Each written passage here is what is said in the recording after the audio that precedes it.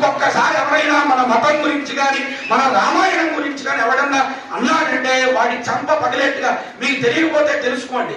రామాయణాన్ని ఎవరన్నా సరే సోషల్ మీడియాలో కానీ లేదా ఎవరన్నా దాన్ని ఉద్దేశపూర్వకంగా దాన్ని కనుక హేళన చేసినట్లయితే మీలో ఇక్కడ కూర్చున్నటువంటి ఎవరైనా దానికి స్పందించకపోతే మనకెందుకులే, ఈ రోజు ఇక్కడ విన్నాం, స్వస్తి, రాత్రి పడుకుందాం, పొద్దున్నే వెళ్ళాం, తింటాం, పడి ఇదే కాదండి. మన ధర్మాన్ని మనం రక్షించుకోవాలి. ఇంకొన్ని రోజులు పోతే ధర్మం ఏమైపోతుందో అనిపిస్తుంది.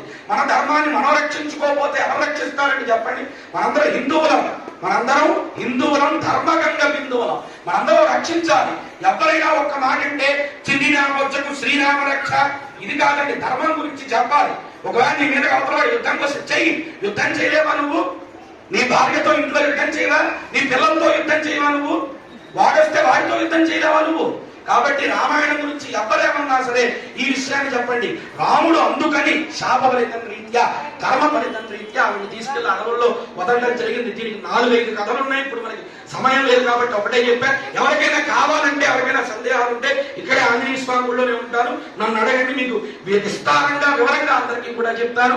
మాంగళ్య సమయం అయింది కాబట్టి చక్కగా మాంగళ్యాన్ని అందరికీ చూపిస్తున్నారు స్వామివారు.